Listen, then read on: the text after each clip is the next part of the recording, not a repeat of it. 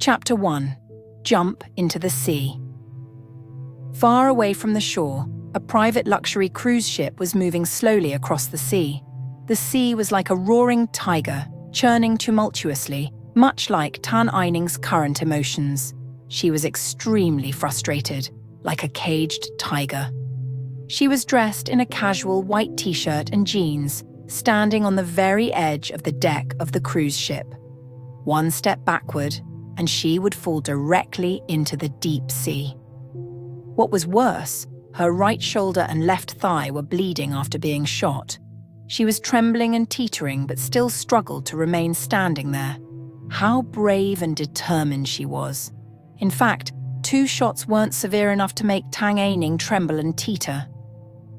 She had lost a lot of strength because she had been drugged earlier. Otherwise, they could not have captured her so easily. A man and a woman led a group of people standing against her. The woman was in a white strapless dress with dark red curly hair, heavy makeup, and a seductive look. Her eyes were full of joy. The man, who was in a white suit, was around 30 years old and extraordinarily handsome. The two stood close to each other in an ambiguous posture, appearing debauched. Behind the man and woman were 7 or 8 bodyguards, all dressed in black suits. However, the man in the white suit had an air of coldness. His eagle-like eyes were fixed on Tang Aining, who stood right before him. His handgun was aimed at her, ready to shoot. The 2 shots that hit Tang Aining had come from this man. Why? Tang Aining squeezed the words out through clenched teeth. Her bloodshot eyes were full of endless anger, pain, regret, and despair. She stared at the man and the woman, who looked pretty close. Why? How amusing. The woman, whose name was Tang Yaxin, snorted with laughter as if she had heard a ridiculous joke. Tang Aining, can't you see it yet? To tell you the truth, I'm the one Ziyue has loved from the beginning to the end. You were merely a tool to him. That's why Ziyue was unwilling to sleep with you for the past 2 years. You, Tang Aining choked. If looks could kill, Tang Yaxin and Qi Ziyue, who were standing in front of her, would have been chopped into pieces already. Tang Yaxin, Tang Aining's half-sister, was 2 years younger than Tang Aining. 10 years ago, due to the appearance of Tang Yaxin's mother, Tang Aining's mother had suffered a mental breakdown from anger, encountered a car accident, and had been in a vegetative state ever since. At the same time, Tang Yaxin and her mother, the mistress, had moved into the house. Tang Aining's father dumped her into a dark killer organization for training.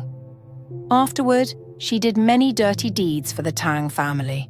Tang Aining was surely reluctant, but her mother was in her father's hands. As long as she dared to disobey, her mom would be killed. Although Qi Ziyue had an ordinary background, he was still outstanding. Tang Aining, who had always been clever, was deceived by that hypocritical man.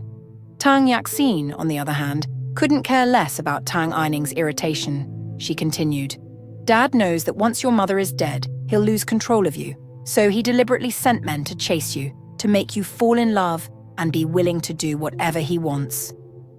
Unexpectedly, you ignored so many men, but precisely chose my man because of an accident. And I had to sacrifice my man to act along with you for the Tang family's benefit." While Tang Yaxin was speaking, she wore an upset face. Even though she was pretending, she was still attractive. Qi Ziyue, who was standing beside her, comforted her. "Baby, don't worry. I'll stay by your side from now on, and I'll never leave you alone at night again." "Absolutely. You, both in body and heart, belong to me. And only me," Tang Yaxin replied in a coquettish voice, tracing circles on Qi Ziyue's chest with her finger. She was flirting with him, which made the man sexually excited and distracted. If they hadn't been in the middle of something important, he would have pressed Tang Yaxin under him and ravished her violently. Disgusting. Tang Aining felt more disgusted than hurt by the scene. If she hadn't been aimed at by a gun, she would never have allowed the two to be so shameless before her eyes. "You..." Tang Yaxin's expression changed upon hearing Tang Aining's words. But before she could argue back, Chizue interrupted. "Baby, don't be annoyed. She's doomed. It's not a big deal to let her struggle with words."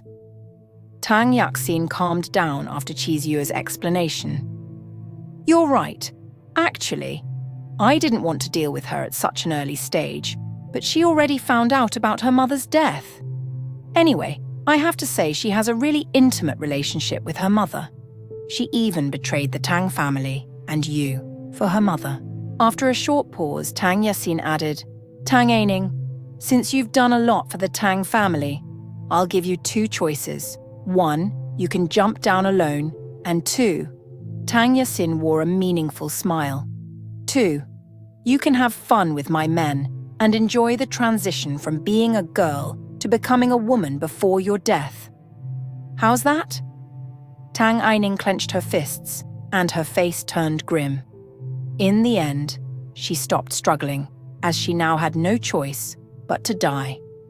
Although she was capable of hurting Tang Yaxin before her death, she knew that if she were caught, she would be humiliated and raped by all of those bodyguards, which was unbearable to her. So, Tang Aining sneered at Tang Yaxin and Chizue, saying coldly, "If I live, I'll definitely make you pay." Tang Aining's words were like a curse. Tang Yaxin and Chizue felt threatened and chilled immediately, as if the curse would come true one day. But before they could react, Tang Aining jumped directly into the rough sea. Tang Aining's body kept sinking downward. She gradually lost consciousness, but suddenly she saw the jade pendant on her chest shine with a red light. Then she completely lost consciousness. City F, a 3rd-tier city in the country. In a common patient room of the central hospital, there were 4 beds, but only the one on the right, against the wall, was occupied.